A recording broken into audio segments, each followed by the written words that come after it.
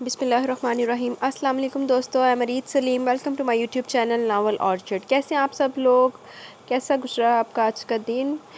तो आज मैंने जैसे कि आपको कहा था कि कल हम अपने नावल का एंड कर लेंगे, तो आज मैं हाज़िर हुई हूँ लास्ट एपिसोड के साथ। जैसा कि आपको याद, आप सबको पता है कि हम नावल रीड कर रहे थे हिसाब दिल रहने दो, रिटन बाय नबीला अज़ीज़, जो कि कॉन्ट्रैक्ट मैरिज बेस्ड था। तो ये हम नावल रीड कर रहे थे। कल हमने इसकी 3rd एपिसोड रीड की थी और आज हम इंशाल्लाह इसकी रीड करने जा रहे हैं 4th एपिसोड, जो कि हमारी लास्ट एपिसोड है। तो आइए लेट्स स्टार्ट। अरवा, अरवा कहाँ हो? वापस घर आते ही आरफी ने इसे पुकारना शुरू किया था। न जाने कब और कैसे इसमें रवायती शोहरों जैसे जरासीम पैदा होना शुरू हो गए थे।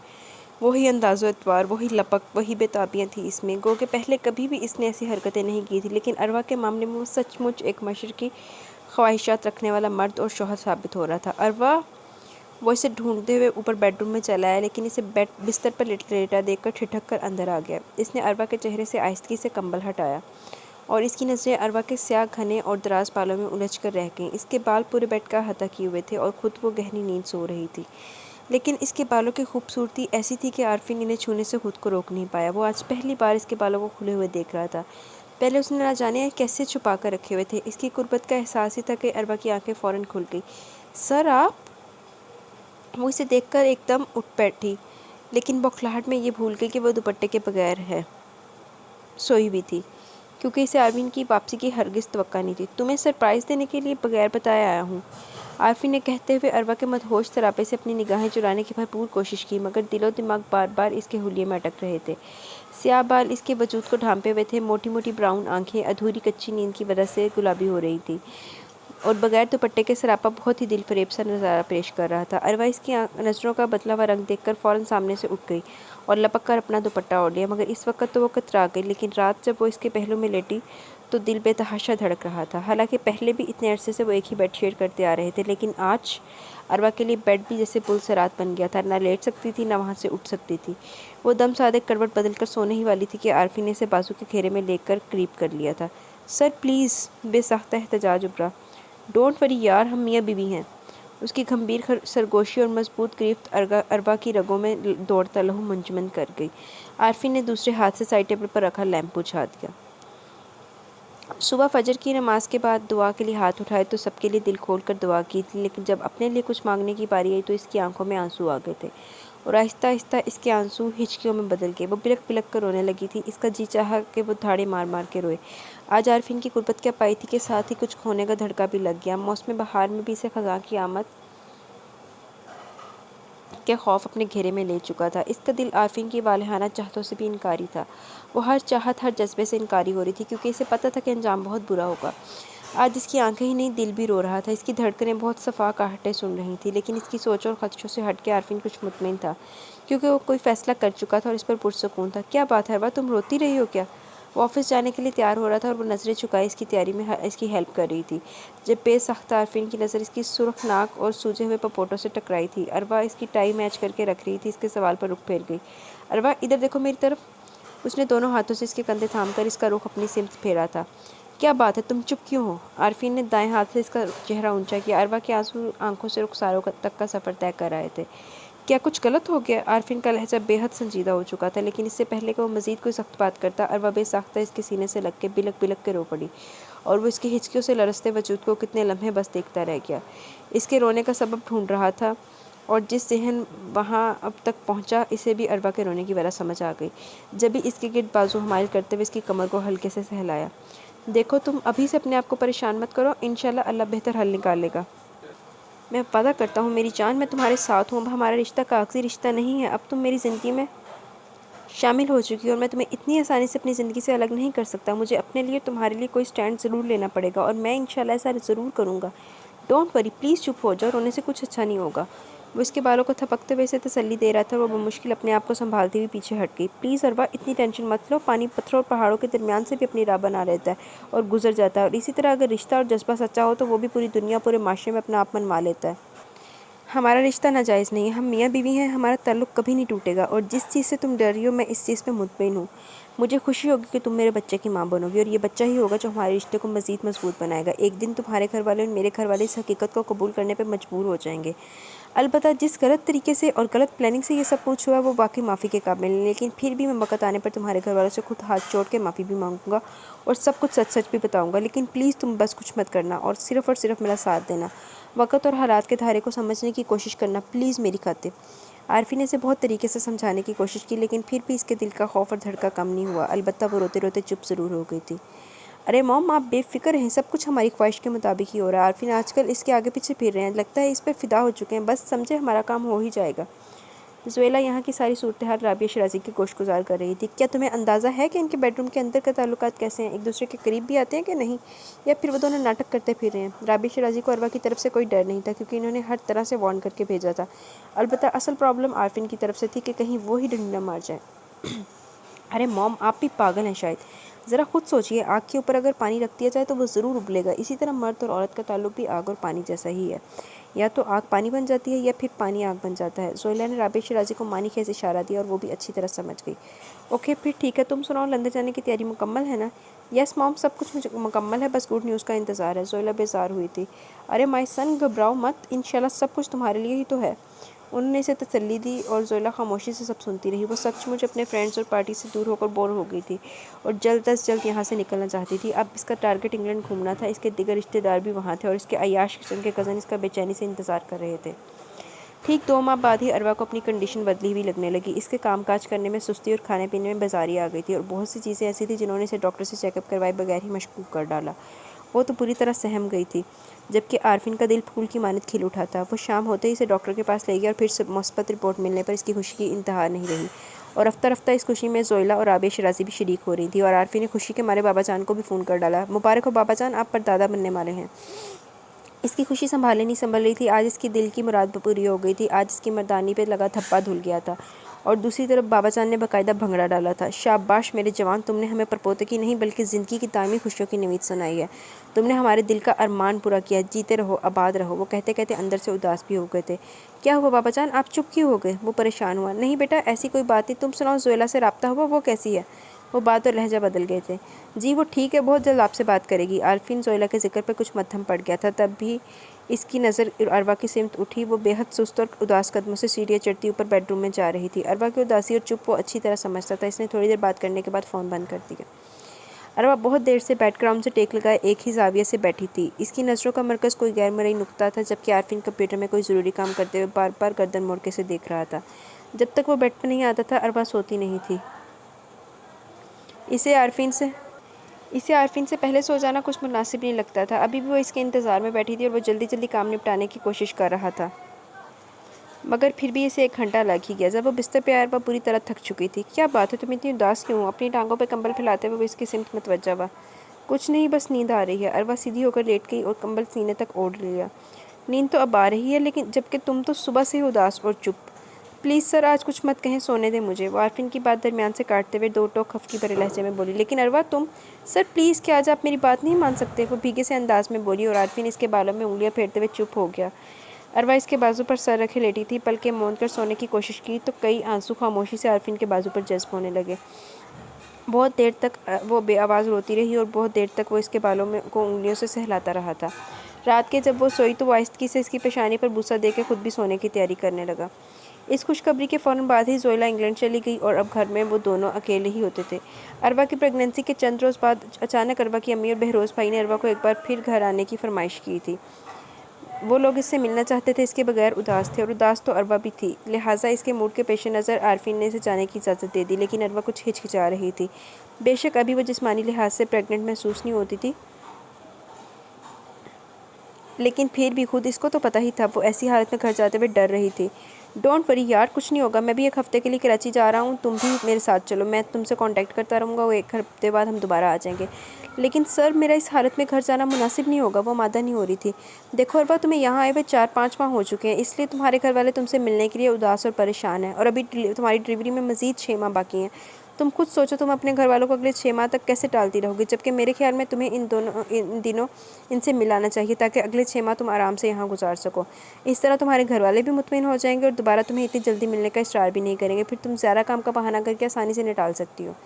आरफिन का आइडिया हकीकतन काफ़ी अच्छा और हकीकत के करीब था। अरवा को हौसला करना ही पड़ा और फिर जाने से पहले उसने घर वालों के लिए थोड़ी बहुत शॉपिंग भी की। भाभी सोनिया, सारा, अम्मी और बहरोज़ भाई के लिए छोटे मोटे गिफ्ट लिए और आरफिन के साथ कराची आ गई। अरवा घर पहुंची तो इसे सरप्राइज़ मिला। भाई के यहाँ बेटा हुआ था लेकिन इन लोगों ने अरवा को बताया नहीं था। हाय अम्मी, सच कह रही हैं आप? कहाँ है मेरा भतीजा?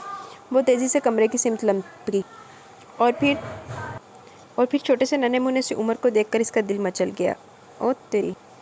इसे गोद में उठाकर बेतहाशा प्यार कर डाला था। अरे पागल, दम तो ले लो, इसको भी बौखला दिया तुमने। उमर घबरा कर रो दिया तो अम्मी ने अरवा को मुस्कुराते हुए चपत लगाई। अम्मी, इतना प्यारा है ये। इसके लहजे में बच्चों की सी खुशी बोल रही थी। समीना भाभी और अम्मी मुस्कुरा उठी, लेकिन न जाने क्यों उमर को भाभी के पहलू में लिटाते हुए अरवा के चेहरे की हंसी थम गई थी। इसे शायद ध्यान की तनाबें अपनी ज़ात की तरफ खींच कर ले गईं। वो भी तो माँ बनने वाली थी। इसके अंदर की ममता भी तो आजकल अरूज पर थी। वो भी इस रुतबे को पहुंचने वाली थी, लेकिन इसकी ममता का अंजाम क्या होना था और किस इम्तिहान से गुजरना था, ये सोचकर ही होंठ चुप हो गए थे। मुस्कुराहट चेहरे से अलग हो गई और हल्के खौफ की परछाई लहराने लगी। भाई से नहीं मिलोगी? अम्मी ने इसका कंधा हिलाया। मिलती हूँ अभी।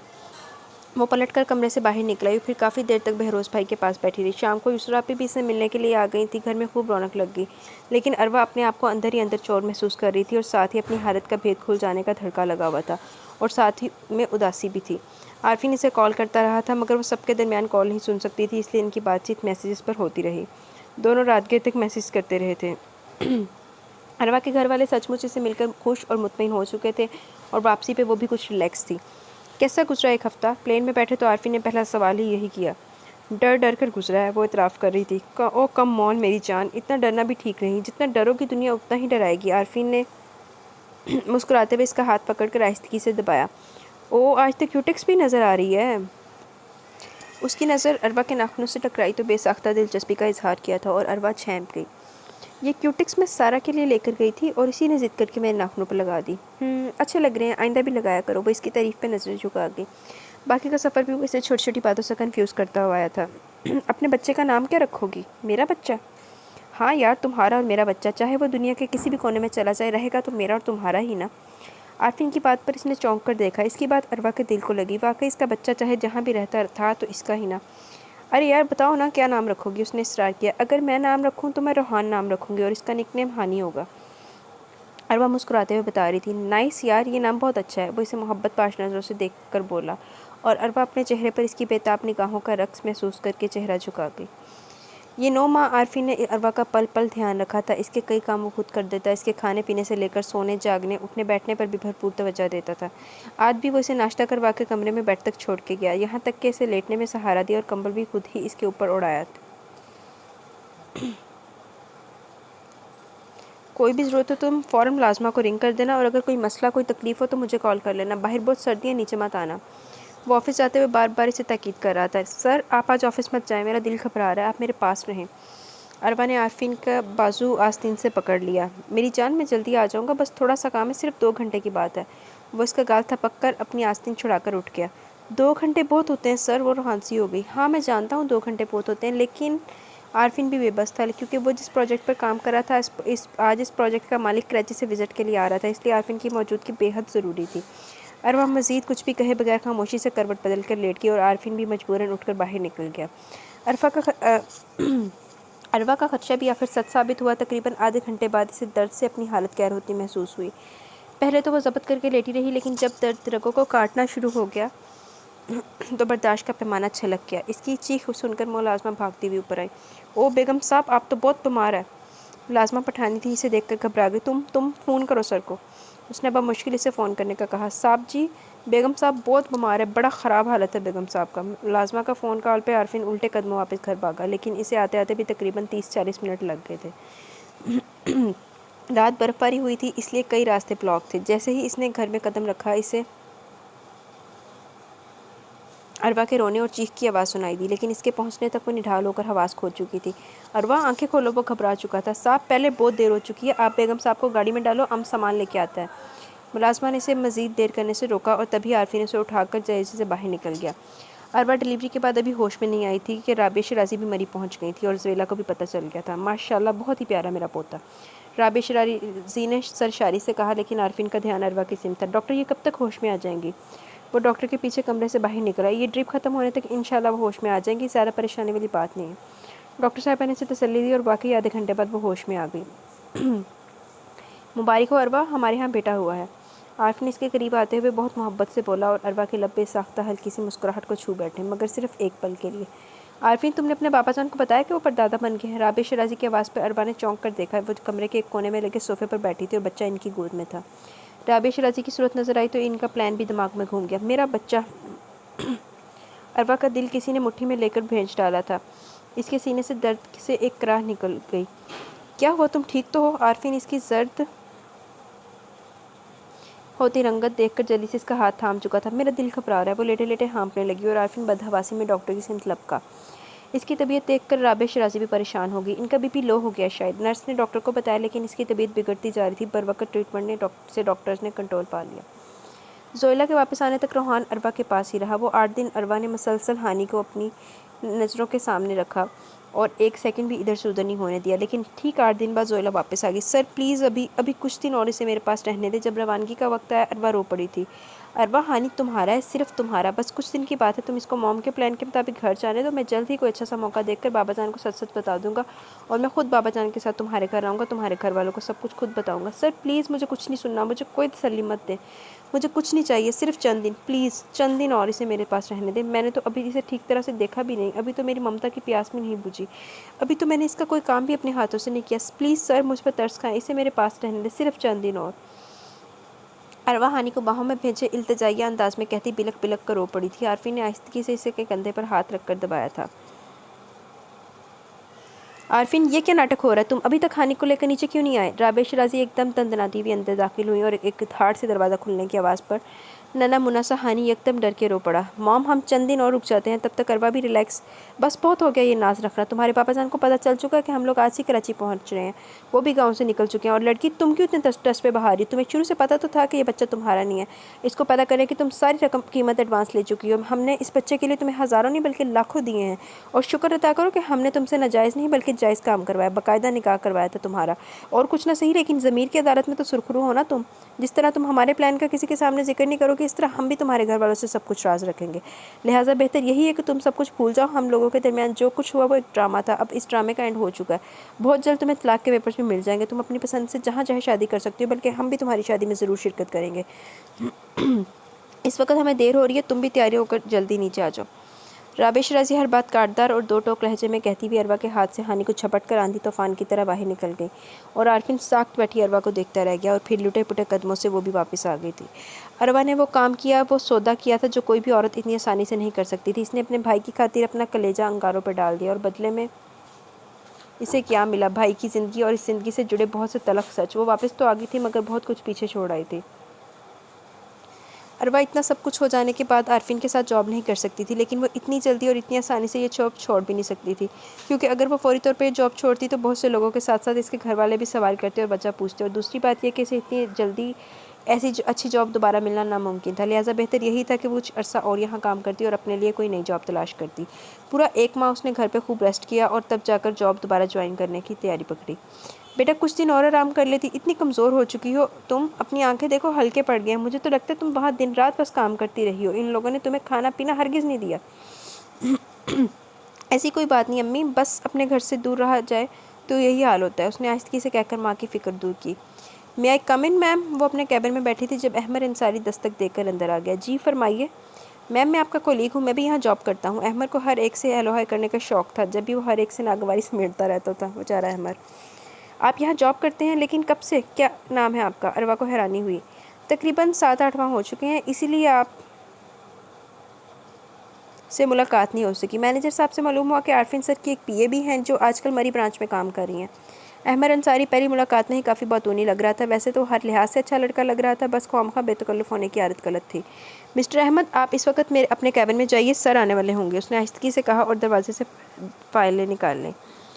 जी मैम, फिर मुलाकात होगी, बाय। वो हाथ हिलाकर चला गया। इतने में आरफीन की आमद भी हो चुकी थी। वो आज अरवा को ऑफिस में देखकर ठहर सा गया, लेकिन इसने आंख उठाकर भी देखने की जहमत नहीं की। कैसी हो अरवा, तुम्हारी तबीयत कैसी है अब? तुमने इतने दिनों से अपना सेल ऑफ क्यों कर रखा है? वो ऑफिस रूम में आई तो आरफीन बेताबी से पूछता चला गया। जी सर, मैं बिल्कुल ठीक हूँ, आप प्लीज़ इन फाइल्स को एक बार फिर चेक कर लें। वो मुख्तसर सा जवाब देकर काम की बात पर आ गई। अरवा, तुम मुझसे क्यों खफा हो? इसमें मेरा क्या कसूर? ये सब तो होना ही था। मैं तो बाबा जान को असल बात बताने की कोशिशों में हूँ, बस कोई मुनासिब मौका हाथ नहीं आ रहा। आरफीन ने हज कोई मुनासिब मौका आना भी नहीं। सर, मैंने आपसे कुछ कहा? वो स्पार्ट लहजे में बोली। ये तो प्रॉब्लम है कि तुम कुछ कह नहीं रही। वो झंझला गया। सर, मैं कुछ कहूँगी भी नहीं। जो हो गया सो हो गया, बस सीने में हल्का सा दर्द जागता है तो इसे थपक थपक कर सुला देती हूँ। अरवा, मायूस मत हो, हानि तुम्हारा है और सिर्फ तुम्हारा है, बल्कि हानि के साथ साथ मैं भी तुम्हारा हूँ। तुम मेरी ज़िंदगी और हमने ज़िंदगी मिलकर गुजारनी है। बस इसके लिए ज़िंदगी की तमाम राहें साफ़ करना ज़रूरी है और मैं बहुत जल्द ऐसा ही करूँगा। वो इसे यकीन दिला रहा था, मगर वो कोई भी बात दिलचस्पी से सुने बगैर अपने काम की फ़ाइल उठाकर चली गई और फिर ऐसा रोज़ होने लगा। वो पुकारता रह जाता और वो सुनी अनसुनी कर डालती। आज बहरोज़ भाई को डॉक्टर के पास चेकअप के लिए जाना था, इसलिए अरवा ऑफिस से ज़रा पहले ही आ गई। दोपहर 2 बजे का वक्त था। वो पैदल चलती हुई बस स्टॉप पर आ रुकी। इस बस स्टॉप से एक रोड रहायशी एरिया की तरफ निकलता था, एक बाज़ार की तरफ और एक सुनसान इलाके की तरफ, जहाँ लोगों का बहुत ही कम आना जाना होता था, इसलिए उस तरफ ट्रैफिक भी ना होने के बराबर थी। अरवा को वहाँ खड़े भी 6-7 मिनट ही गुजरे थे कि किसी नस्वानी चीखों की आवाज़ माहौल को चीरती सुनाई दी। उसने ठिठक कर आगे पीछे देखा, लेकिन आसपास कोई भी नजर नहीं आया, मगर चीखने की आवाज़ मुसलसल आ रही थी, बल्कि रफ्ता रफ्ता करीब आती सुनाई दे रही थी। तभी अरवा ने पलटकर पिछले रोड की सिम देखा, जहाँ इस दोपहर और तेज़ी धूप में एक लड़की नंगे सर और नंगे पाँव भागती हुई नजर आई, और फिर इसके पीछे 2-3 लड़के बाइक पर आते नजर आए। अरवा चंद सेकंड में सारी सिचुएशन समझ गई। ए लड़की, इसे हमारी तरफ भेज, वरना एक की बजाय 2 शिकार खेलेंगे हम। बाइक पर सवार एक लड़के ने काफ़ी खबासत से कहा, और अरवा ने इस आवाज़ के ताक़ुब में काफ़ी हैरत से मुड़कर देखा। जरार! जितना शदीद झटका अरवा को लगा था, इतना ही शदीद झटका जरार को भी लगा। इसका रंग उड़ गया। अरवा! अंदर से वो बुरी तरह घबरा गया था, जबकि दूसरे दोनों लड़के जरार की हालत से बेखबर न जाने क्या ओल फोल बक रहे थे। खबरदार, जो तुमने इसको हाथ भी लगाया तो। अरवा की गजबनाक आवाज़ पर वो ठिठक गया। ओए, क्यों ना हाथ लगाऊं? वो लड़का मानीखेजी से बोला, और जवाबन अरवा ने एक ज़ोरदार थप्पड़ इसके मुंह पर दे मारा। मिस्टर जरार, तुम अपनी कमीनगी में इस हद तक जा चुके हो, मुझे अंदाज़ा नहीं था। जी चाह रहा है कि तुम्हारे मुंह पर थूक कर चली जाऊँ। तुम लोगों की इज्जतें पे दाव पे लगाते हो फिर रहे हो, घटिया बेगैरत इंसान। तुम्हें ज़रा शर्म नहीं आई कि किसी की बहन और बेटी की इज्जत पर हाथ डालते हुए? वो इस लड़के को थप्पड़ मारकर सीधी जरार के सामने आ खड़ी हुई, और इन दोनों लड़कों के साथ साथ वो लड़की भी हैरत से देखने लगी कि वो दोनों एक दूसरे को जानते हैं। अरे वाह, वो ये लड़की! जरार से कोई बात, कोई बहाना नहीं बन पड़ा। Shut up! अपनी गलीज नापाक ज़ुबान से मेरा नाम भी मत लेना, बदकिरदार इंसान, और आइंदा कभी हमारे घर का रुख भी मत करना। और हाँ, आइंदा किसी की इज्जत से खेलने से पहले ज़रा ये सोच लेना कि तुम्हारी अपनी भी कोई बहन है, और अगर इसी तरह वो इस सड़क पर नंगे सर भाग रही हो तो तुम्हें कैसा लगेगा। लेकिन मेरा ख्याल है कि तुम जैसे बेगैरत को अपनी बहन की भी परवाह नहीं होगी। वो इंतहाई बुलंद आवाज़ से हकारत से कहती जरार के पीछे बैठे लड़के से इस लड़की का दुपट्टा झपट कर वापस पलट गई थी। वो लड़की कॉलेज की स्टूडेंट थी। रोज़ाना ये लोग इसका पीछा करते थे, लेकिन वो अपने दोस्तों के ग्रुप के साथ होती थी, इसलिए कभी हाथ नहीं आती थी। लेकिन आज इत्तेफाकन वो अकेली कॉलेज से वापस आ रही थी कि इन लोगों के हत्या चढ़ गई, और किस्मत अच्छी थी कि इसका टाकरा अरवा से हो गया, वरना वह इन 3 शैतान सिर्फ लोगों से बचने वाली ना थी। बस अल्लाह ने इसे बचाने का वसीला भेज दिया था, और ये इसके रब का बहुत बड़ा करम था। इस लड़की के घर वाले अरवा के मशकूर हो रहे थे, और अरवा को वापस अपने घर आते हुए शाम ढल चुकी थी। क्या हुआ बेटा, इतनी देर क्यों कर दी? तुम्हें पता तो है बहरोज़ का आज चेकअप होना था। अम्मी परेशानी से कह रही थी। बस वो ऑफिस में काम ज़्यादा था आज, इसलिए छुट्टी नहीं मिल रही थी। अरवा असल बात पर पर्दा डाल गई, लेकिन जरार अरवा से ज़्यादा तेज़ निकला। उसने हमेशा की तरह अपनी वकालत के लिए अपनी बहन को फ़ोन करके भड़का दिया। अरवा, इधर आओ, मेरी बात सुनो। रात को वो ईशा की नमाज़ पढ़ के सोने की तैयारी कर रही थी जब समीना भाभी ने अरवा को छत पे बुलाया। अरवा फौरी तौर पर कुछ भी समझ नहीं पाई, लेकिन जब भाभी के आन सामने पहुंची तो जहन में दोपहर वाली बात कौंधे की तरह लपकी। जी कहिए, खैरियत है ना? वो जानबूझकर अनजान बनते हुए बोली। खैरियत कहाँ है भला? जरार का फ़ोन आया था। वो बता रहा था कि इसके दोस्तों की एक लड़की से काफ़ी दिनों से तू मैं चल रही थी, इसलिए आज वो लोग इस लड़की को डराने धमकाने के इरादे से अपने साथ ले गए। वो लड़की सचमुच इनसे डर के भाग खड़ी हुई और इसका तुमसे टकराव हो गया। भाभी, आपने मुझे किस लिए बुलाया था? अरवा इनकी बात नज़रअंदाज करते हुए संजीदगी से बोली। मैंने तुम्हें इसलिए बुलाया कि तुम जरार के बारे में जो कुछ भी समझ रही हो वो सब गलत है। वो ऐसा कर ही नहीं सकता, इसलिए तुम कोई बेबुनियाद इल्ज़ाम लगाकर घर वालों को कुछ मत बताना। जो बात जहाँ है इसे वहीं वहाँ ही रहने दो। क्यों रहने दो भाभी? क्या वो आपका लाडला चहीता भाई है इसलिए? आज एक शरीफ ख़ानदान की इज्जत पर वो दोस्तों के साथ मिलकर तबाह करने जा रहा था, इसकी कोई परवाह नहीं है आपको? आप सिर्फ इस पर यकीन करिए जो आपका भाई कह रहा है। एक लड़की के सर से दुपट्टा छीन लिया जाए, इस पर तशद्दुद किया जाए, इसे सुनसान इलाके में ले जाकर ज़्यादती के घिनौने ज़ाइम से ज़ुदकूब किया जाए, और बाद में कहा जाए सिर्फ डराया धमकाया था। क्या आपके ख्याल में ये सभी सच है? अरवा फट पड़ी थी। आहिस्ता बोलो अरवा, लोग सुनेंगे। भाभी ने इसे घूरा। जिस तरह आपको लोगों की फिक्र है, इसी तरह हर माँ बाप को अपनी बेटियों की इज्जत की फिक्र है। आप अपने भाई की वजह से इसकी गलती, इसके गुनाह से आंख चुरा रही हैं, मगर सारी दुनिया तो ऐसा नहीं कर सकती ना। वो तो इस लड़की के घर वाले शरीफ लोग थे, इसलिए मामला पुलिस तक नहीं जाने दिया। अगर वो लोग पुलिस को बताते तो मैं भी यकीनन जरार के खिलाफ गवाही ज़रूर देती। क्योंकि चश्मदीद गवाह तो मैं ही थी ना। देखो अरबा, अल्लाह के लिए आहिस्ता बोलो, आसपास लोगों वालों ने या घर में से किसी ने सुन लिया तो क्या सोचेंगे। ठीक है, मैं मानती हूँ कि वो गलत है और इसकी गलती के लिए मैं माफ़ी मांगने को तैयार हूँ। वो मेरा एक ही तो भाई है, मैं अब इसके साथ और क्या करूँ। खिलाफ तवक्का भाभी का लहजा बदल गया और अंदाज में बेबसी और शर्मिंदगी उतर आई। अरबा ने बगौर इनके चेहरे का जायज़ा लिया। उन्होंने हाथ जोड़कर अरबा को चुप रहने का कहा, और अरबा भला कब तक किसी के बंदे हाथों से नज़र चुरा सकती थी। तभी बिलाकर खामोश हो ही गई, लेकिन क्योंकि इसकी भाभी रिश्ते और उम्र दोनों में इससे बड़ी थी, इसे कुछ तो लाज रखना ही थी। जब वो लड़की जिस पर तशद्दुद हुआ था वो इज्जत की वजह से चुप होकर बैठ के, अरबा तो फिर सिर्फ एक गवाह थी। अरबा तुम कर ला लोगों ने भलाइयाँ, बाद चो ही लोगों ने जुतियाँ मारनियाँ तेन। आरफीन इधर आओ, मेरी बात सुनो। वो शायद कहीं बाहर जा रहा था जब बाबा जान की आवाज़ पर लाउंज में चला है। बीबी जान भी वहाँ ही थी और हानी इनकी गोद में सो रहा था। क्या तुम्हें अपनी बीबी की कोई परवाह नहीं? इनके सवाल पर वो एकदम चौंक गया। इसका ख्याल अरबा की सिमत किया। क्या मतलब बाबा जान? वो उलझन भरे अंदाज से बोला। जोइला घर पे रहे, घर से बाहर रहे, तुम्हें कोई एहसास ही नहीं होता। मैं 2 दिन से देख रहा हूँ, वो दोपहर के वक्त घर से निकलती है, फजर के करीब वापस आती है, और आज तो वो वापस भी नहीं आई। बाबा जान की बात पे आरफिन गहरी सांस भर के रह गया। बाबा जान, कौन सा ऐसा मर्द है जिसे बीवी के घर से बाहर रहने का कोई एहसास ही ना हो? एहसास होता है, मुझे भी एहसास होता है, मगर मैं इस एहसास के बाद क्या करूं? वही कुछ जो मेरे बाप ने किया, या फिर वो जो कुछ हमारी सोसाइटी के 90% मर्द कर रहे हैं? आरफीन के जवाब पे बाबा जान ठिठक गए और बीबी जान भी चौंक गई। बीबी की अय्याशी के बाद जो कुछ इसके बाप ने किया वो बीबी जान और बाबा जान के लिए आज भी एक ताज़ा जख्म की मानित था, और वो लोग पोते को भी इसी राह पर डाल रहे थे। नहीं नहीं, ऐसा नहीं होगा। वो दोनों अंदर से दहल के अला के बाद भी उन्होंने ही छेड़ी थी। दादा दादी ने भी ना वैसे आरफीन को जीन नहीं दिता। देखिए बाबा जान, मेरे वालिद मोहतरम की तरह घर छोड़कर दुनिया की भीड़ में गुम हो जाना इस मसले का हल नहीं, और ना ही बाकी मर्दों की तरह बीवी के करतूतों से चश्मपोशी कर लेना इसका हल है। बल्कि असल तो यह है कि या तो बीवी को अपने रिश्ते में ऐसा बांध के रखो कि वो कहीं भी जाने ना पाए, और अगर चली जाए तो फिर वापस ना आए। एक मशरकी मर्द की ज़िंदगी में अय्याश बदकिरदार बीवी की कभी कोई गुंजाइश नहीं होती, और अगर फिर भी वो इसे अपनी ज़िंदगी में बर्दाश्त करता है तो इस बर्दाश्त के पीछे इस मर्द की कोई बहुत बड़ी मजबूरी या फिर कमज़ोरी होती है। और जोइला को बर्दाश्त करने के पीछे मेरी सबसे बड़ी मजबूरी मेरी माँ है। अगर कभी मेरी ये मजबूरी पीछे हट जाए तो जोइला को तलाक के 3 जुमले कहने में मुझे महज 3 मिनट लगेंगे। आरफीन आज बात करते करते एकदम बफर गया था। जोइला की अय्याशियों को बर्दाश्त कर करके इसके सब्र का पैमाना भी लबरेज हो चुका था। अरे नहीं बेटा, हम ऐसा नहीं कह रहे कि तुम जोइला को छोड़ दो, बल्कि हम तो चाहते कि तुम इसे आराम से समझाओ। बाबा जान ने बात संभालने की कोशिश की। क्या मेरी माँ राबिया शराजी मेरे बाप के समझाने से समझ गई थी? आरफीन ने तमस्खराना कहा। बाबा जान, जोइला भी राबिया शराजी की भांजी है। वो भी वही करती है जो इसका दिल कहता है। मैं हर रात सोचता हूँ कि कुछ ऐसा करूँ ताकि वो मेरी ज़िंदगी से दफ़ा हो जाए, लेकिन हर सुबह मैं बेबस हो जाता हूँ क्योंकि मेरे सामने मेरी नाम नेहाद माँ खड़ी है। जब हमारी बीवी सबकी बीवी बने तो फिर इसे अपनी बीवी बनाए रखना सबसे बड़ी बेगैरती है, और मैं बहुत अरसे से ये बेगैरती करता चला रहा हूँ। लेकिन जिस रोज़ बर्दाश्त की हद ख़त्म होगी तब मैं ना कोई मजबूरी देखूँगा और ना ही कोई कमज़ोरी। मगर बेटा, हानि का क्या होगा? वो माँ है इसकी, वो माँ के बगैर कैसे रहेगा? बीबी जान ने इसे हानि का एहसास दिलाया। बीबी जान, अब भी वो माँ के बगैर ही रह रहा है। आरफीन के कहने का मतलब कुछ और था, जबकि वो लोग कुछ और समझे थे। मगर बेटा बस बीबी जान, जो कुछ जैसा चल रहा है फ़िलहाल चलने दे, इंशाल्लाह सब बेहतर ही होगा। वो इन्हें तसल्ली देने वाले अंदाज में कहता उठ खड़ा हुआ और फिर सर झटक कर बाहर निकल गया। वो दोनों परेशान से बैठे थे, सिर्फ ये सोच कर कि क्या बेटा बाप की तारीख को दोहराने वाला था। सिप्तैन शराजी की निस्बत बचपन से ही मेहरुनिसा से तय हो चुकी थी, लेकिन सिप्तैन बहुत ही रंगीन मजाज और हुसन परस्त मर्द था, जबकि इसके चचाजाद कज़न मेहरुनिसा इसके मेयार हुसन पर हरगिज़ पूरा नहीं उतरती थी। इसलिए वो मेहरुनिसा से कतराया कतराया सा रहता था। लेकिन बाबा जान की कोशिश यही होती कि सिप्तैन का रुझान मेहरुनिसा की तरफ ही हो, और इसके लिए वो सिप्तैन शराजी की रोज़ो शब का पूरा पूरा पहरा देते और इसका ध्यान रखते। सिप्तैन और मेहरुनिसा दोनों हम उम्र थे, इसलिए दोनों एक साथ पढ़ रहे थे। हालांकि सिप्तैन को मेहरुनिसा के साथ पढ़ने पर बहुत एतराज़ होता, मगर बाबा जान के सामने इसकी दाल हरगिज़ नहीं गलती। वो लाख हाथ पाँव मारता मगर बच नहीं पाता।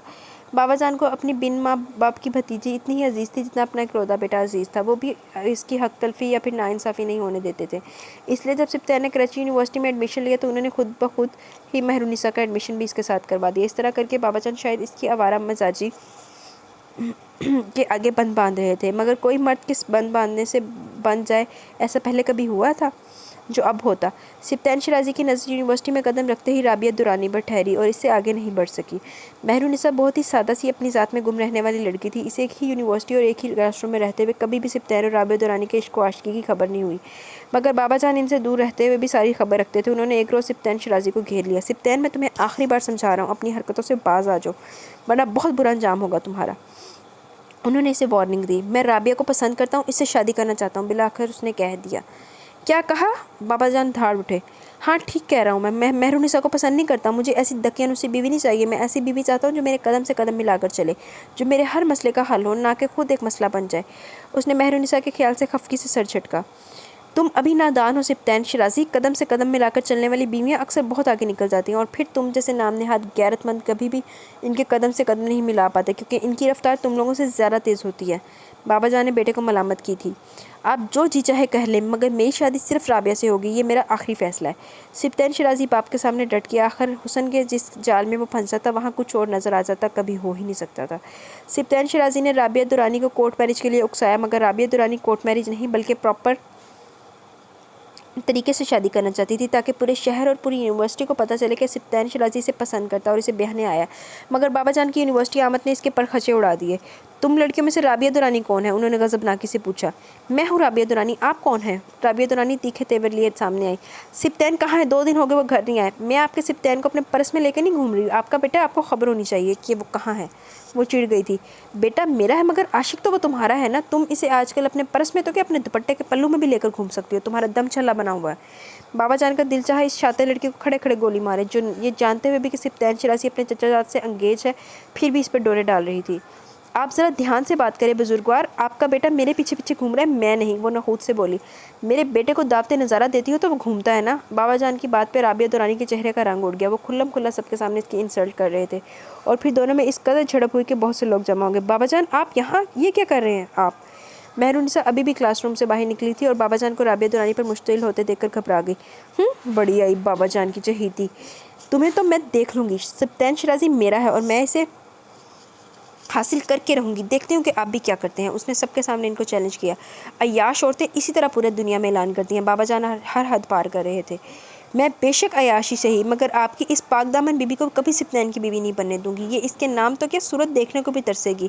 मैं इस बेइज्जती का बदला उम्र भर लूँगी आप लोगों से। राबिया दुरानी का चैलेंज सच साबित हुआ। इसने इसी दिन सिप्तान शिराजी से निकाह कर लिया और इसी रात वो शिराजी हाउस में आ गई थी, जहाँ आजकल बाबा जान और महरुनिसा ठहरे हुए थे। ये घटिया लड़की मेरे घर में दाखिल नहीं हो सकती। बाबा जान चीखे थे। बाबा जान आहिस्ता बात करें, ये बाप की बहू है। सिप्तान शिराजी का 2 टोक लहजा बाबा जान को खामोश करवा गया। राबिया दुरानी का जादू, इसके सर चढ़ के का नशा इसका नशा सर चढ़ के बोल रहा था, और बाबा जान मजीद कुछ भी सुनने की ताब नहीं रखते थे। वो अब वहाँ ठहरना नहीं चाहते थे। रोती भी लगती महरुनिसा को लेकर वापस गाँव जाने के लिए रवाना हो गए। आइंदा कभी शिराजी हाउस में कदम मत रखना मोहतरमा महरुनिसा, वरना धक्के देकर निकाल दूंगी। राबिया दुरानी ने महरुनिसा के पीछे फिक्रा कसा, और महरुनिसा बेमुरवत से खड़े सिप्तान शिराजी को एक नज़र देखकर शिराजी हाउस से निकल गई। ये वो शिराजी हाउस था जिसके बाबा जान ने ख्वाब देखे थे कि सिप्तान और महरुनिसा यहाँ एक साथ रहेंगे। मगर राबिया शिराजी सिप्तान के इश्क में ऐसी अंधी भी नहीं हुई थी कि अपना अच्छा बुरा देखे बिना इससे निकाह कर लेती। इसने सिप्तान शिराजी की इकलौतेपन और दौलत, जायदाद और जागीर सब कुछ देखकर और परख कर इसको अपने दाम में उलझाया था, और वो हुसन परस्त बड़ी आसानी से उलझ भी किया। पूरा 1 साल हो गया था, ना वो गाँव गया और ना ही किसी से मिलने की कोशिश की। अलबत्ता 1 साल बाद आरफीन की पैदाइश पर बीबी जान और बाबा जान खुद ही बिन बुलाए मेहमान की तरह मिलने आ गए। लेकिन राबिया शिराजी का रवैया इनके साथ कुछ अच्छा नहीं था, इसलिए वो सिर्फ पोते से मिलकर वापस चले गए, और सिप्तान शिराजी इन्हें रोक भी नहीं पाया। वो राबिया शिराजी जो आरफीन की पैदाइश तक फूंक फूंक कदम उठाती आ रही थी, एक बच्चे की माँ बनने के बाद बिल्कुल आज़ाद होगी। इसने अपना एहतियात का चोला उतार फेंका। अब इसके दिन सोते थे और रातें जागती थी। आरफीन गवर्नेंस के हाथों पल रहा था, और सिप्तान शिराजी इसके रंग ढंग और रूटीन देख देख कर हैरान होता रहता था। लेकिन रफ्ता रफ्ता इसे एहसास हुआ कि राबिया शिराजी महज पार्टीज़ में ही नहीं जाती, बल्कि इसके कई फ्रेंड्स के साथ ताल्लुकात भी हैं, और इसके ताल्लुकात की नोयत सामने आते ही इसका दिमाग घूम गया। लिहाजा राबिया शिराजी के करतूतों को जानने के बाद आए रोज़ इनके बेडरूम में झगड़े होने लगे थे। मगर राबिया शिराजी अपने कहे से भला कब पीछे हटती थी, और सिप्तान शिराजी जो अपनी तमाम कश्तियाँ जला चुका था, वो शिकस्त खोरदा सा बैठा रह गया। और इस मुकाम पर आकर इसे महरुनिसा बहुत शिद्दत से याद आई, और यह महरुनिसा की तलब ही थी कि वह हर बात भुलाकर वापस हवेली चला आया, जहाँ आजकल महरुनिसा के रिश्ते की बातें हो रही थी। महरुनिसा, मुझे माफ़ कर दो। उसने महरुनिसा के सामने हाथ जोड़ दिए। माफ़ी कैसी सिप्तान? तुम अपनी ज़िंदगी अपनी मर्ज़ी के मालिक थे। तुम्हें जो अच्छा लगा तुमने किया, इसमें माफ़ी का तो सवाल ही नहीं उठता। नहीं महरुनिसा, मैं तुम्हारा मुजरिम हूँ। तुम बचपन से मेरे नाम से मंसूब थी, और मैंने चंद दिनों में इतना गहरा रिश्ता। सिप्तैन, खूनी रिश्तों के आगे अलावा कोई भी रिश्ता गहरा नहीं होता। बस अब यही देख लो तो हम दोनों मंगेतर नहीं हैं मगर चचाजाद कज़न अब भी हैं। हमारा सिर्फ एक रिश्ता है जो हकीकतन एक कच्चा रिश्ता था, और कच्चे रिश्तों के टूटने पर दिल इतना छोटा भी नहीं करना चाहिए कि बंदा किसी और काम का ही न रहे। मुझे भी शुरू शुरू में यही लगा कि मेरी दुनिया ख़त्म हो गई, मगर अब पता चला कि मेरी दुनिया सिर्फ तुम ही तो नहीं थे। मेरी दुनिया तो बीबी जान भी है, मेरी दुनिया तो बाबा जान भी है, मेरी दुनिया ये हवेली, ये गाँव है। मेरी दुनिया बहुत वसी है सिप्तैन, एक तुम ना हुए तो क्या हुआ भला। मेहरुनिसा ने इसे इसकी अहमियत जताकर भी बेवकूफ़ कर डाला। मैं तुम्हारी दुनिया ना सही मेहरुनिसा, मगर तुम मेरी दुनिया ज़रूर बन गई हो। तुम मुझे बेशक अहम ना जानो, लेकिन तुम मेरे लिए कितनी अहम हो मैं इन 2 सालों में अच्छी तरह जान चुका हूँ। प्लीज़ मेहरुनिसा, मुझे अपना लो, मुझे माफ़ कर दो। मैं तुम्हारी तरफ वापस पलटना चाहता हूँ। तुम जीत गई और मैं हार गया। सिप्तैन ने तमाम हथियार डाल दिए, मगर मेहरुनिसा कभी मर के भी किसी की सौतन नहीं बन सकती थी। इसने 1000 मिन्नतों और वास्तों के बावजूद सिप्तैन शिराज़ी को वापस लौटा दिया था और साथ वाले गाँव से आने वाले प्रपोजल के लिए हामी भर ली। इसकी शादी की खबर सुनकर सिप्तैन शिराज़ी एक बार फिर हवेली भाग आया। इसने मेहरुनिसा को हर मुमकिन तरीके से इस शादी से मना किया, मगर वो बाज नहीं आई और मेहरुनिसा को हमेशा के लिए खो देने का एहसास सिप्तैन शिराज़ी को रोक की तरह लग गया। राबिया शिराज़ी को शोहर की दीवानगी का इल्म हुआ तो हत्थे से उखड़ गई। उसने एक बार फिर बहुत दंगा फसाद मचाया, मगर इसके इत्मीनान के लिए काफ़ी था कि मेहरुनिसा की शादी होगी। अभी तक अपनी चहीते का रोग लिए बैठे हैं, वो तो अपने शोहर के साथ ऐश कर रही होगी और आपको फ़कीर बना के यहाँ बैठा गई। राबिया शिराज़ी ने जहरखुंद लहजे में कहा, काश इसने बहुत पहले मुझे अपना फ़कीर बना दिया होता तो मैं आज तुम्हारी ये मकरूह शक्ल भी ना देखता। काश मुझे पहले पता होता कि मैं एक नायाब हीरा को ठुकरा कर तुम जैसा बदकिरदार नाकारा पत्थर सीने से लगा रहा हूँ। काश मेहरुनिसा मेरी हो जाती। सिप्तैन शिराज़ी रो रो के अपनी किस्मत को कोसता था और राबिया शिराज़ी मेहरुनिसा का नाम सुन सुन कर पागल होती रहती थी। और फिर 3 साल राबिया शिराज़ी की बदचलनी का दाग सीने पर सहकर सिप्तैन शिराज़ी को जब कोई रास्ता न मिला तो उसने एक रात खामोशी से घर छोड़ दिया। इसमें इतना हौसला नहीं था कि अपने दुख अपनी छोटे बाबाजान को दिखाता। इसने सिर्फ मेहरुनिसा को सब दिखाया था और जब वो भी पराई होगी तो इसके पास वापसी का कोई रास्ता नहीं बचा था। बेशक इसके माँ बाप इसे दोबारा कबूल भी कर लेते, मगर वो नदामत और पछतावे का बोझ लेकर सर उठाकर जी नहीं सकता था। इसलिए एक अजीब राह फरार का इंतखाब किया जो सुनने वालों को हैरान परेशान कर गया। ये धचका बाबाजान के लिए कुछ कम नहीं था। वो गुस्से के बहुत तेज़ थे। वो मुश्तिल होकर राबिया शिराज़ी को शिराज़ी हाउस से निकाल भी सकते थे, मगर पोते का ख्याल करके उन्होंने राबिया शिराज़ी को भी बर्दाश्त कर लिया। और यहाँ आकर राबिया शिराज़ी एक बार फिर अपने आप को इन पर हावी समझने लगी, क्योंकि इनके इकलौते बेटे का इकलौता वारिस इनकी मुट्ठी में था। और फिर उसने आरफिन की ज़ात को हमेशा कैश किया था। शादी के 4 साल बाद मेहरुनिसा 2 बेटियों के हमरा बेवगी की चादर ओढ़े वापस हवेली आ गई। इसके ससुराल वालों का रवैया इसके साथ अच्छा नहीं था, इसलिए उसने ससुराल वालों को छोड़ दिया। सिर्फ एक बाबाजान थे जो हर धचके, हर मुसीबत, हर दुख को दिल पर सहारते फिर रहे थे। उन्होंने पोते की परवरिश की थी, उन्होंने मेहरुनिसा को संभाला था, उन्होंने मेहरुनिसा की बेटियों को सीने से लगाया और सबसे बड़ी बात कि अपनी ज़ात को कभी बिखरने नहीं दिया। इतना सब कुछ सहकर भी इनका हौसला बुलंद ही रहता था। कैसी हो अरवा? वो घर में दाखिल हुई तो जरार अम्मी और बहरोज़ भाई के पास बैठा नजर आया। अरवा के तन बदन को आग छू गई। वो कितनी दीदा दलेरी से मुखातिब कर रहा था। ये सब इसकी बहन समीना भाभी के करिश्मे थे। हालांकि अरवा ने इसे अपने घर में दाखिल होने से मना किया था। लगता है अरवा का मूड ऑफ है, जरार बेतकल्फ़ी से बोला। थकी हुई आई है बेटा, इतने काम कर कर के मूड ख़राब हो ही जाता है। वो अकेली हम सबका बोझ उठा रही है। इसकी हम उम्र लड़कियाँ तो फैशन करते नहीं थकती, वो तो फिर हमारे और घर के चक्कर में पड़ी रहती है। अम्मी को इसकी थकन का बहुत एहसास होता था। अरबा की शादी के लिए भी कुछ सोचा है या नहीं? बस बेटा, कोई अच्छा सवाल ही आ गया तो अल्लाह का एहसान मानूंगी। ठीक कह रही हैं आप, जरा आहिस्तगी से बोला। और फिर चंद दिन बाद ही उसने अपना प्रपोजल भेज दिया, जिस पर घर वाले तो पुरसकून थे, मगर अरवा अंदर ही अंदर भड़क गई और इसने कुछ भी सोचे समझे बगैर ना सिर्फ जरार के मुँह पर इनकार किया, बल्कि खासी इज्जत अफजाई भी कर डाली, जिसका नतीजा ये निकला कि था कि आरफिन और अरवा दोनों मीडिया की जद में आ गए थे और आज दोनों की खबर नहीं थी कि कौन कहाँ है। जी तो गाइज़, यहाँ पे हमारा पास्ट ख़त्म हो गया। अब वापस चलते हैं हम हाल में कि क्या होता है। क्या अरवा आरफिन को मिलती है? आरफिन को कैसे पता चलेगा कि अरवा किधर है, किसके पास है अरवा और अरवा कहाँ गई? वो मेहरबान ख़ातून कौन थी और आगे चल के क्या होता है? चलें रीड करते हैं। सुबह का मुखड़ा रोशन हो चुका था। सूरज की किरणें सुबह के चेहरे का सिंगार बनी हुई थी और अरवा के आंसू इसके रुखसारों पर लकीर की सूरत नक्श हो चुके थे। सारी रात इसने अस्पताल के बिस्तर पर जागते गुजारी। इसकी आंखें रत जगे और आंसुओं के बोझ से बोझल और सूजी हुई थी। दिल के ज़ख्म आंखों के ज़ख्मों से ज़्यादा गहरे और दर्दनाक थे।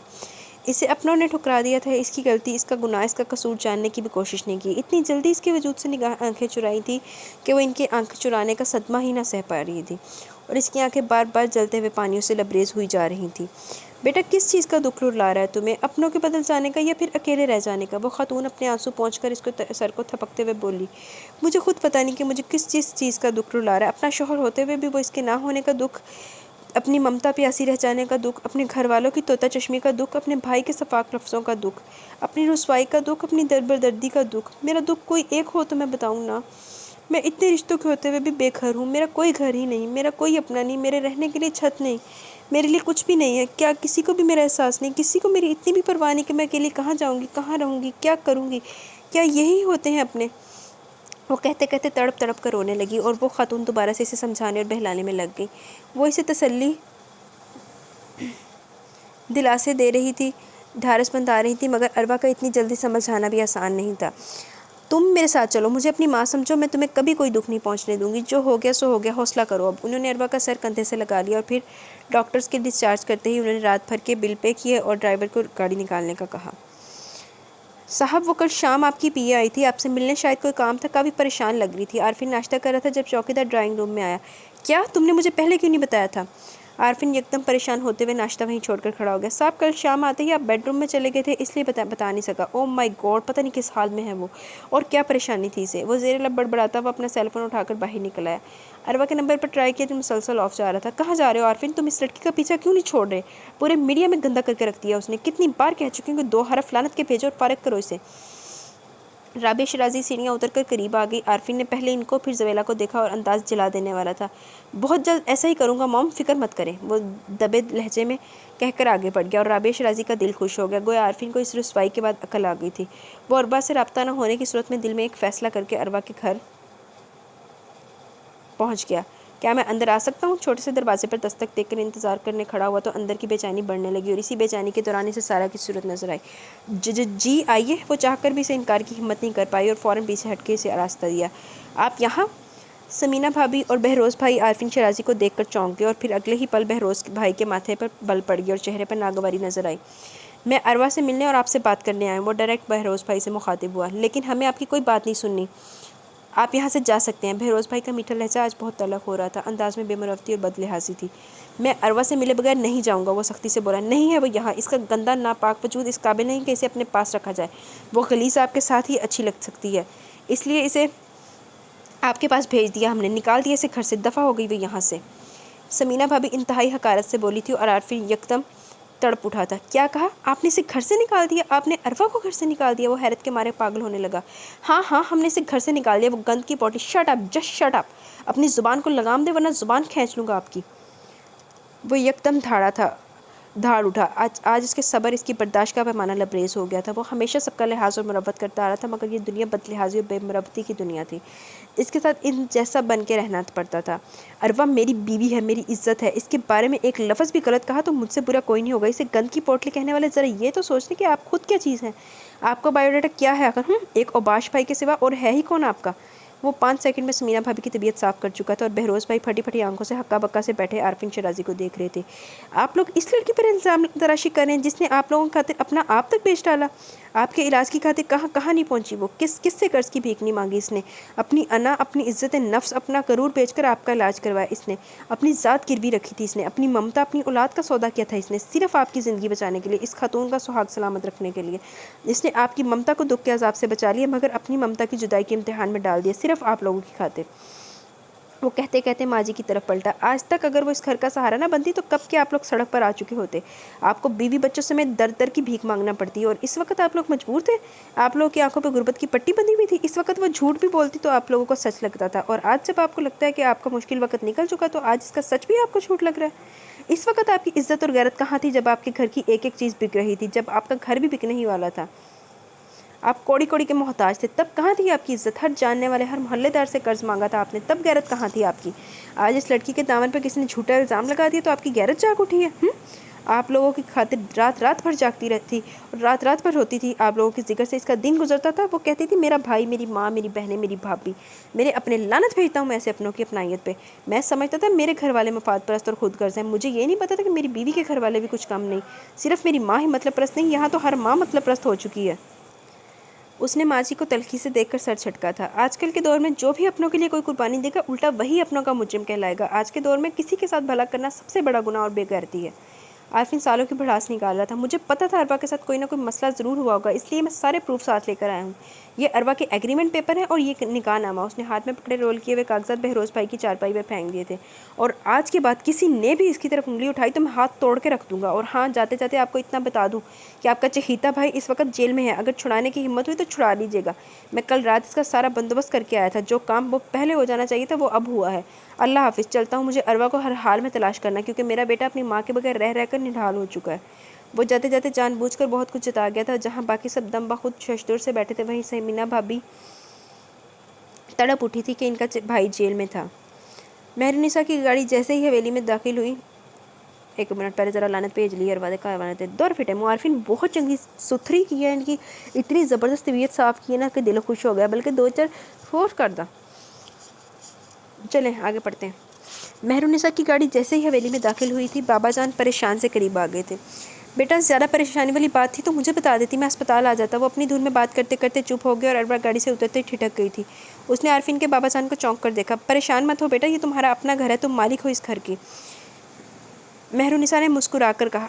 आप मेहरुनिसा आंटी हैं? अरवा ने हैरत से देखा। हाँ, मैं तुम्हारी और आरफीन की मेहरुनिसा आंटी हूँ। मैं कल शहर डॉक्टर से चेकअप करवाने गई थी और इत्तेफाक देखो कि अल्लाह ने तुमसे मिला दिया। वो इसे अपने साथ लगाए अंदर आ गई। चलो शुक्र है, अरवा अच्छे हाथों में चली गई।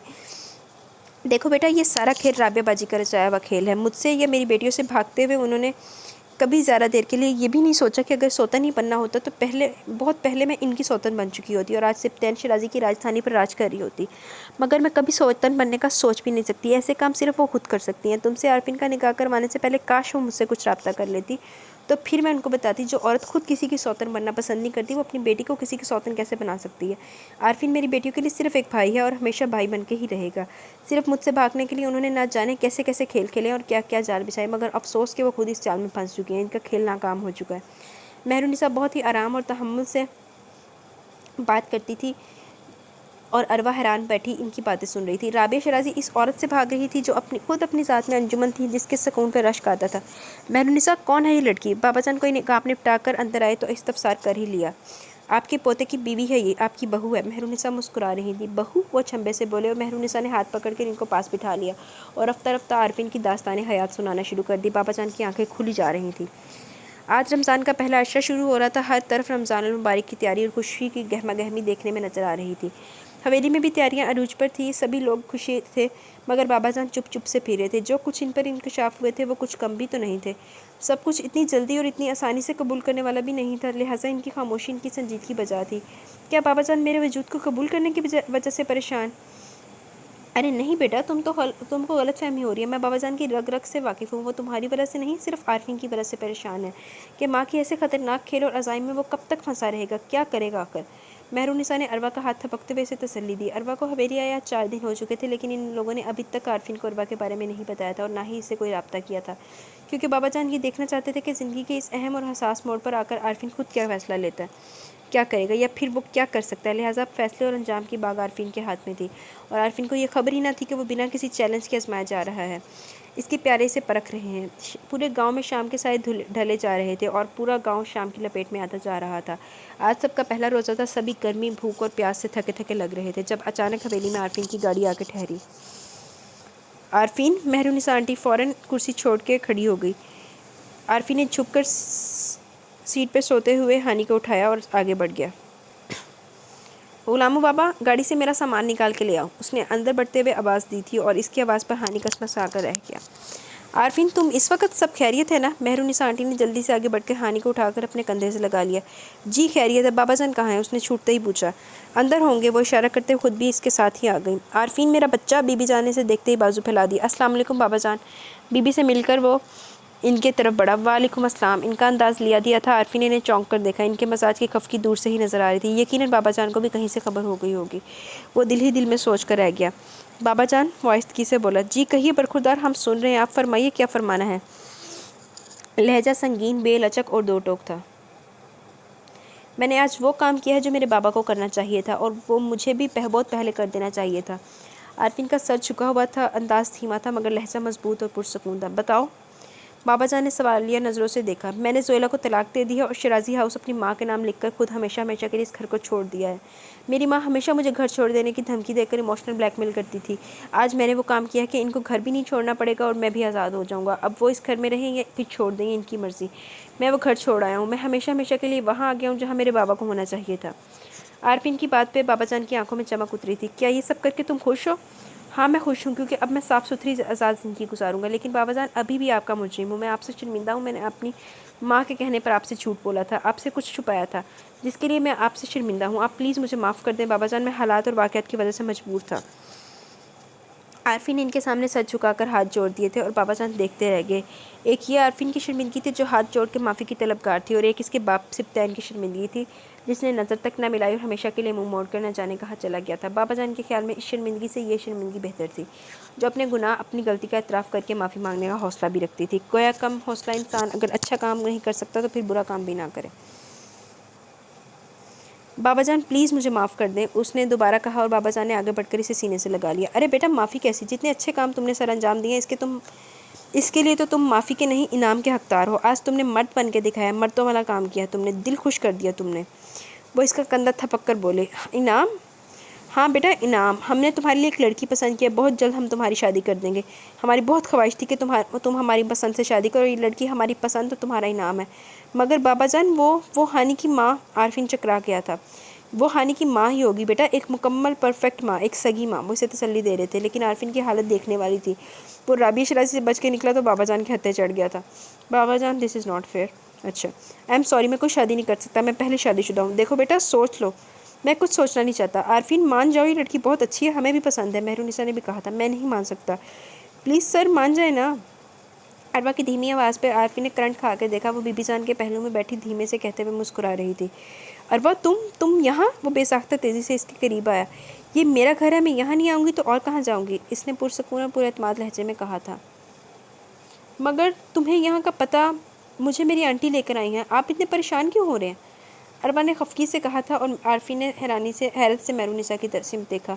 बाकी सारी तफसील रोज़ा अफ्तार करने के बाद सुन लेना। चलो, अज़ान का वक्त बस हुआ जाता है।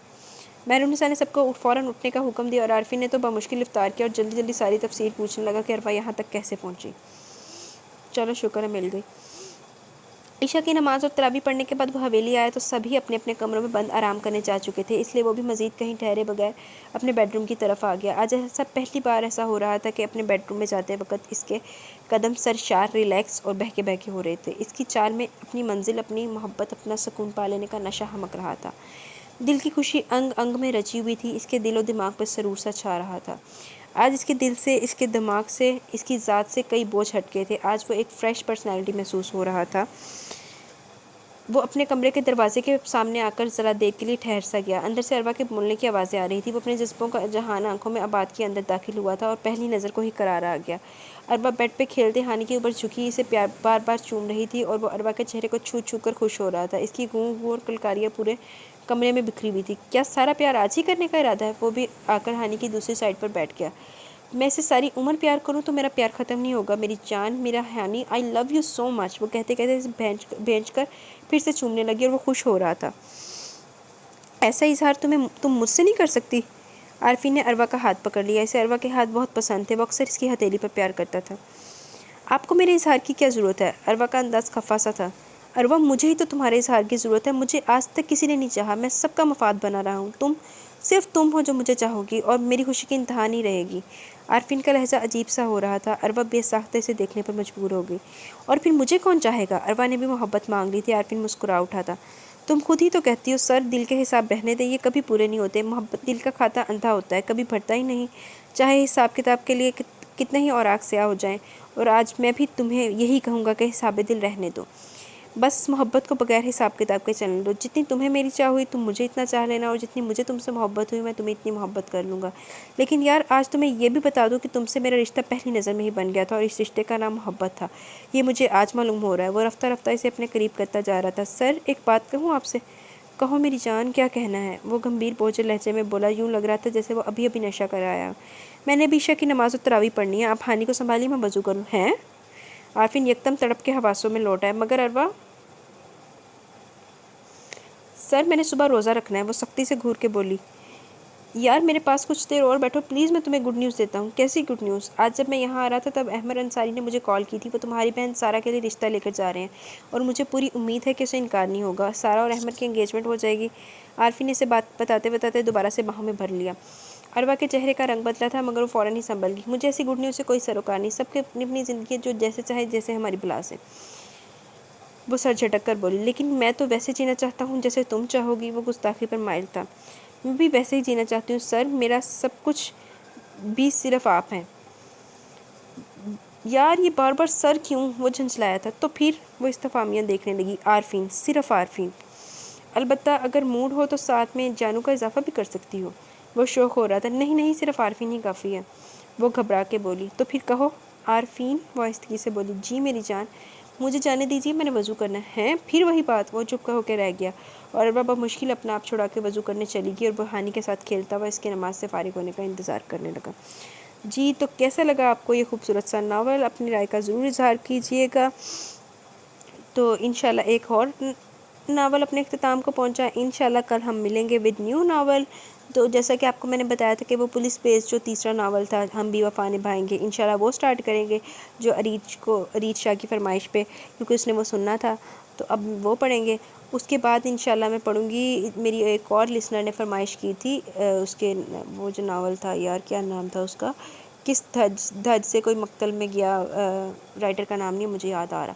तो वो उनकी फरमाइश पे मुझे वो नावल पढ़ना है। तो इंशाल्लाह इसी तरह अगर आपकी भी की फ़रमाइशें पूरी करती रहूँगी। इस तरह अगर आप में से किसी और की भी कोई फ़रमाइश है कि मैं उसको कोई नावल पढ़ के सुनाऊँ तो आप ज़रूर अपनी राय का इज़हार कीजिएगा, मुझे बताइएगा। मैं इंशाल्लाह पूरी कोशिश करूँगी अगर पॉसिबल हुआ तो आपका फ़ेवरेट नावल पढ़ सकूँ। तो अब मुझे इजाज़त दें, इंशाल्लाह मिलेंगे कल विद न्यू नावल। तो तब तक के लिए अपना बहुत सारा ख्याल रखें, दुआओं में याद रखें। और जिसने चैनल को सब्सक्राइब नहीं किया वो चैनल सब्सक्राइब भी कर लें। तो इंशाल्लाह मिलते हैं कल।